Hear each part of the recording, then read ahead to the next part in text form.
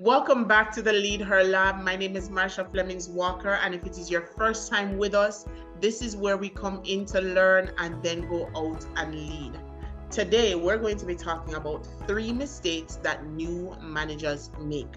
So, if you or someone you know, you are getting your first managerial role, maybe it's a supervisor role, but it's your first time stepping into a role at that level, here are some mistakes that you want to avoid. So if you're ready, let's get started. So the first mistake, or one huge mistake that I see many new managers make, persons who don't have the experience of previously being a manager or having any sort of role where they have decision-making power, is they make the focus about impressing someone, impressing their own decision makers, their own boss, their own manager. And so they think about, how can I look good? How can I make sure I look good? How can I make sure that I know what I look like? I know what I'm doing. How can I make sure I put my best foot forward? Don't get me wrong. You do want to put your best foot forward. But when you are impressing your decision makers the focus, what happens is your focus is then removed from where it should be. It's removed from your team. It's removed from your operation. It's removed from creating success for your organization. So what happens is when you focus on impressing your decision makers, your boss, your manager, whoever that person is, when you make that your focus, you're removing your focus from where it should be, which is on your team, which is on the organization, which is creating success, which is building a winning team. If your focus is, how do I make myself look good?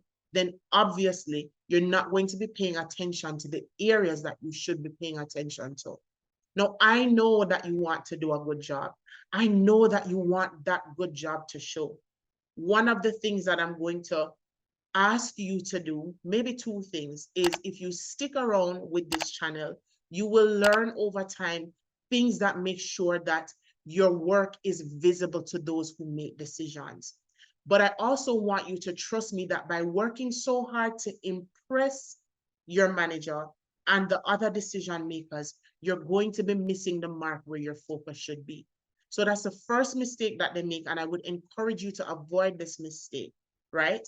The second mistake is new managers thinking, as it relates to their team, I want to be able to influence people, versus thinking, I want to create impact. So yes, we've heard it over the years. Leadership is your ability to influence people. Yes, there is truth to that. But what I'm proposing to you is that one of the most valuable ways to build influence, and a way that creates lasting influence, is by impacting your people. What do I mean?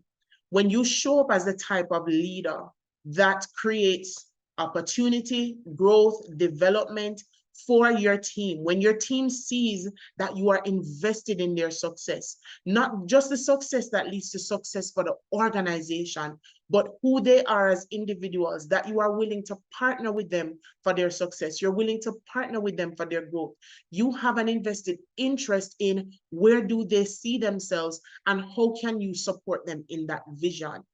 When you create that kind of impact, believe me, the influence automatically comes, because they build a trust in you, because you've showed them that I am not just a number in this organization.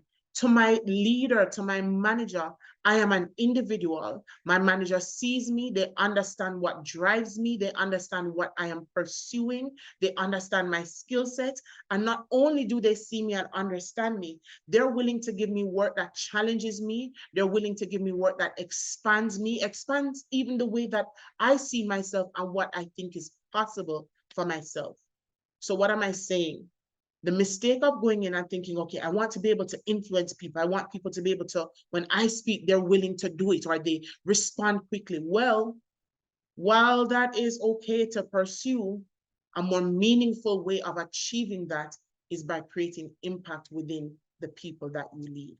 All right. So the final mistake that we're going to talk about today is building before evaluating. If you look at how a structure, a building is built, there's an assessment of where the foundation is going to be laid. People don't just throw a building up. There's a lot that goes into making sure that the foundation is solid. So when you come to a team and you are new in that role and you're new to that team in particular, you want to be able to evaluate and assess. You want to be able to evaluate, how does the team function together? What sort of cohesion is there? How do the people function separately? Are people operating at a high level of effectiveness?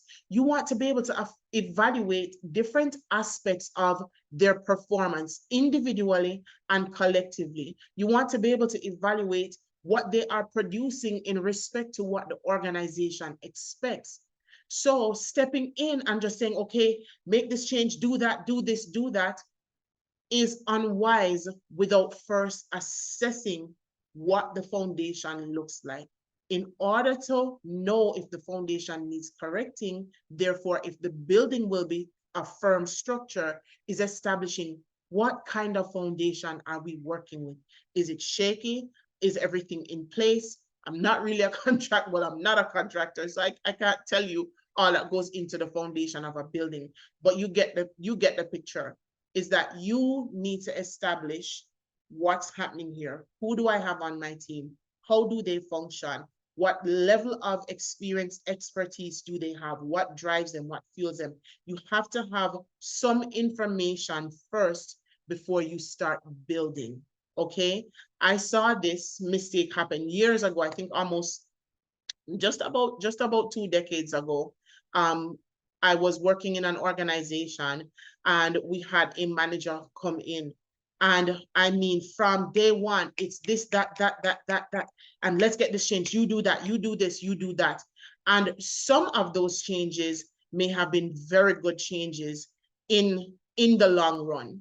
But there was so much resistance, or so much ineffectiveness rather, to those decisions being made at that time.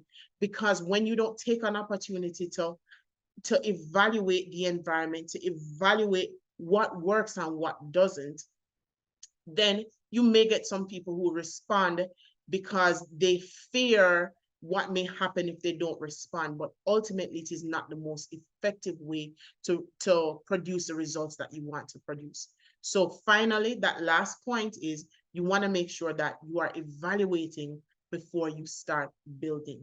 All right. So if you are new in your leadership journey, your management journey, and this was helpful to you, drop it in the comments. If you have any questions, this is where I like to foster communication. Please like, comment, subscribe, all of those things that YouTube asks, because there's somebody else out there on this journey that is asking this very question, and your like, your subscription may be the thing that boosts this YouTube algorithm that puts it in front of them.